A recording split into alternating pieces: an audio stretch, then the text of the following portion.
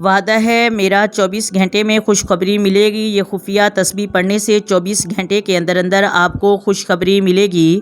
یقین نہیں آتا تو ایک بار آزما کر دیکھ لو۔ بسم اللہ الرحمن الرحیم۔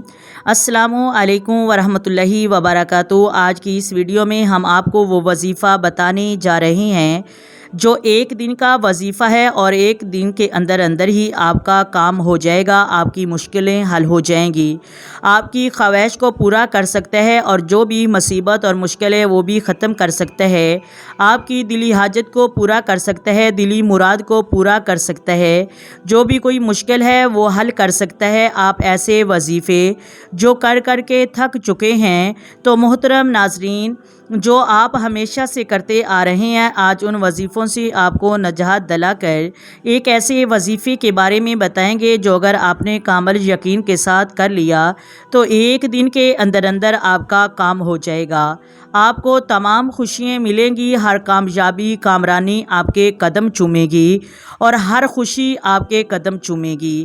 آج ویڈیو کے اندر آپ ڈاؤن لوڈ کر لیجئے گا اور اپنے پاس رکھ لیجئے گا۔ جو وقت ہم بتا رہے ہیں اسی وقت پر عمل کر کے اس وظیفے کو کر لیجئے گا، کیونکہ وظیفے کے لیے وقت بھی اچھا اور نیک ہونا بہت ضروری ہوتا ہے۔ وقت کے الگ الگ اثرات ہوتے ہیں، تو آپ کو جو بھی وقت بتا رہے ہیں اسی وقت پر آپ نے عمل کر کے بتایا ہوا وظیفہ کر لیا تو انشاءاللہ آپ کا ہر کام آسانی سے ہو جائے گا۔ محترم ناظرین، یہ وظیفہ ہر بیماری اور مشکل کو حل کرنے کے لیے ہے۔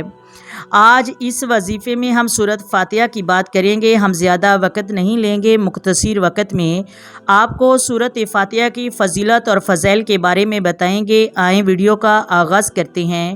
محترم ناظرین، اگر آپ پہ کوئی مشکل آ چکی ہے، کوئی مصیبت آ چکی ہے، آپ نے اول آخر 11 مرتبہ درود پاک پڑھ کر سورۃ فاتحہ پڑھنی ہے، وہ بھی صبح فجر کی 2 سنتیں اور 2 فرض کے درمیان، یعنی آپ نے 2 سنتیں ادا کرنے کے بعد بیٹھ کر 11 مرتبہ درود پاک پڑھ کر 41 مرتبہ سورۃ فاتحہ پڑھ کر پھر 11 مرتبہ درود پاک پر دعا مانگ کر فرض ادا کر لینے ہیں، اور یہ سورت انشاءاللہ آپ کے گھر میں برکتیں، شفائیں اور رحمتیں لائے گی۔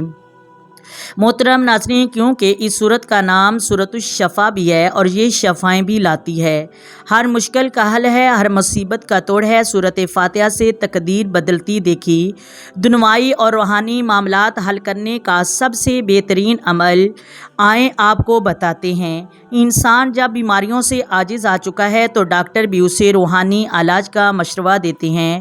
اب تو بہت سے ہسپتالوں میں قرآن تھراپی شروع ہو چکی ہے۔ کئی بار لوگوں کو اللہ کے کلام سے شفا پاتے دیکھا اور سنا ہے، اور جن کا اب عقیدہ بہت زیادہ پختہ ہے کہ جو کام ادویات نہیں کر سکتی وہ اللہ کا کلام سب سے بہتر کرتا ہے، اور یہ سب سے بہترین اور افضل علاج ہے جن میں شفا کاملہ عاجلہ موجود ہے۔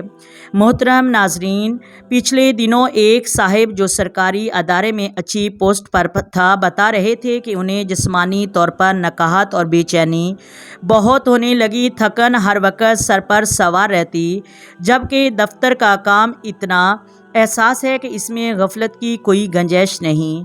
انہوں نے اس کا علاج سورۃ فاتحہ سے کیا ہے۔ بتانے لگے کہ انہوں نے انتہائی پرسکون حالت میں پوری یکسوئی سے سورۃ فاتحہ کو ٹھہر ٹھہر کر 21 بار پڑھنا اپنا معمول بنا لیا، اور چند ہفتوں بعد ان کے بدن اور دماغ میں چستی پیدا ہوئی اور ان کا ہر کام میں دل لگتا ہے، بلکہ ہر کام سے پہلے یا کسی بھی مصیبت میں مبتلا ہونے پر سورۃ فاتحہ کا سہارا لیتے تھے تو ان کی مشکل دور ہو جاتی تھی۔ ان کی بیٹی کا رشتہ نہیں ہو رہا تھا، جس کے لیے انہوں نے سورۃ فاتحہ پڑھ کر اللہ سے دعا کی تو انتہائی مقبول رشتہ آ گیا۔ ان کا ایمان ہے کہ سورۃ فاتحہ کی برکت سے ان کی زندگی بدل گئی ہے۔ اس میں کوئی شک بھی نہیں کہ سورۃ فاتحہ کی برکات اور فیوز سے بے شمار لوگ مستفید ہوتے ہیں۔ سورۃ فاتحہ سے شفا کے بارے صحیح بخاری میں ایک جامعہ حدیث موجود ہے جو یوں ہی بیان کی گئی ہے۔ مجھ سے محمد بن مسنہ نے بیان کیا، کہا کہ ہم سے وہاب بن جریر نے بیان کیا، کہا کہ ہم سے ہشام بن حسان نے بیان کیا، ان سے محمد بن سرین نے، ان سے معبد بن سرین نے، اور ان سے حضرت ابو سعید خدری رضی اللہ تعالی عنہ نے بیان کیا کہ ہم ایک فوج سفر میں تھے رات میں ہم نے ایک قبیلے کے نزدیک پڑاؤ کیا، پھر ایک لونڈی آئی اور اس نے آ کر کہا کہ قبیلے کے سردار کو بچھو نے کاٹ لیا ہے اور ہمارے قبیلے کے مرد موجود نہیں ہے، کیا تم میں سے کوئی دام وغیرہ کر سکتا ہے؟ ایک صحابی ابو سعید اس کے ساتھ کھڑے ہو گئے۔ ہم کو معلوم تھا کہ وہ جھاڑ پھونک نہیں کر سکتے ہیں، تو محترم ناظرین آئیں جانتے ہیں، لیکن انہوں نے قبیلے کے سردار کو جھاڑا تو اسے صحت ہو گئی۔ اس نے شکرانے میں 30 بکریاں دینے کا حکم دیا اور ہمیں دودھ بھی پلایا۔ جب وہ جھاڑ پھونک کر کے واپس آئے تو ہم نے اس سے پوچھا کیا تم واقعہ منتر جانتے ہو؟ انہوں نے کہا کہ نہیں، میں تو صرف سورۃ فاتحہ پڑھ کر اس پر دم کر دیا تھا۔ ہم نے کہا اچھا، جب تک ہم رسول اللہ صلی اللہ علیہ وآلہ وسلم سے اس کے متعلق نہ پوچھ لیں، ان بکریوں کے بارے میں اپنی طرف سے کچھ نہیں کہیں گے۔ چنانچہ ہم نے مدینے پہنچ کر حضرت صلی اللہ علیہ وآلہ وسلم سے ذکر کیا تو آپ نے فرمایا کہ انہوں نے کیسے جانا کہ سورۃ فاتحہ بھی شفا ہے، تقسیم کر لو اور اس میں میرا بھی حصہ لگا دینا۔ محترم ناظرین، نماز میں سورۃ فاتحہ کی قراءت فرض ہے اور اس کا ضروری رکن ہے، جس کے ترک سے نماز باطل ہو جاتی ہے۔ تمام قرآن میں سے صرف اس سورت کو نماز میں بطور رکن کے مقرر کیا گیا اور باقی قراءت کے لیے اختیار کر دیا گیا کہ یہاں سے چاہو پڑھ لو۔ اس کی وجہ یہ ہے کہ سورۃ فاتحہ پڑھنے میں آسان، مضمون میں جامع اور سارے قرآن کا خلاصہ، ثواب میں سارے قرآن کے ختم کے برابر ہے۔ اس سورت میں اللہ کی صفات ہیں اور اس کو شفا والی سورت بھی کہتے ہیں۔ محترم ناظرین، حدیث مبارکہ میں ہے کہ حضرت صلی اللہ علیہ وآلہ وسلم نے فرمایا کہ سورۃ فاتحہ ہر بیماری کے لیے شفا ہے۔ حضرت صلی اللہ علیہ وآلہ وسلم کے عہد مبارک میں ایک موقع پر ایک صحابہ نے ایک سانپ کو اس کو ڈس لیا، سورۃ فاتحہ سے دم کیا گیا تو اسے شفا مل گئی۔ سنن ابن ماجہ میں حضرت ابی بن عقاب رضی اللہ تعالیٰ عنہ سے مروی ہے، ایک دیہاتی نے حضرت صلی اللہ علیہ وآلہ وسلم سے عرض کی کہ حضرت، میرے بیٹے کو تکلیف ہے۔ آپ صلی اللہ علیہ وآلہ وسلم نے پوچھا کیا تکلیف ہے؟ اس نے کہا کہ اسے آسیب ہے۔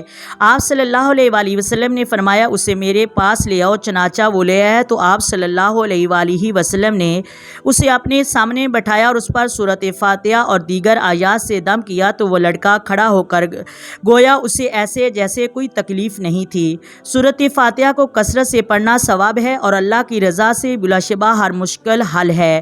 اول آخر درود پاک کے ساتھ اس کو 11 بار پڑھنے والا روحانی طور پر انتہائی مضبوط ہو جاتے ہیں اور بے شمار امراض سے بچ جاتے ہیں۔ آپ کو ویڈیو اچھی لگے، اگر ویڈیو اچھی لگے تو لائک کریں، شیئر کریں۔ آئیں مل کر آقا دو عالم نور مجسم صلی اللہ علیہ وآلہ وسلم کی ذات پر درود و سلام پڑھیں۔ الصلاۃ والسلام علیک یا سیدی یا رسول اللہ، الصلاۃ والسلام علیک یا سیدی یا حبیب اللہ، الصلاۃ والسلام علیک یا سیدی یا نبی اللہ وعلی آلک وصحبک یا سیدی یا محمد رسول اللہ۔ محترم ناظرین، اللہ حافظ۔